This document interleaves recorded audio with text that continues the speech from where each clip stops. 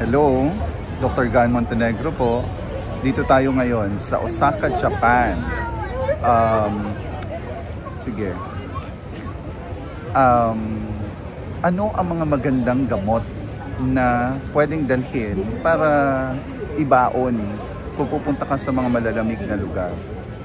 No? So, ideally, ako ang binabaon ko, nagbabaon ako ng paracetamol, just in case lagnatin. No? So, 10 piraso pwede na siguro. Bioflu o kaya Neosep Forte or anything na merong paracetamol at saka phenylephrine, no? Para sa sipon.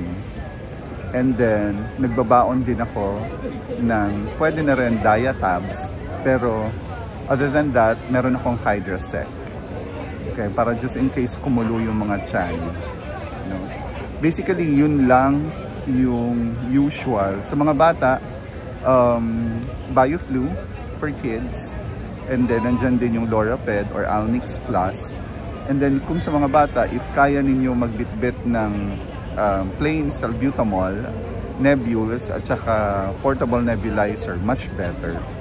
No, of course, nandyan yung Montelukast.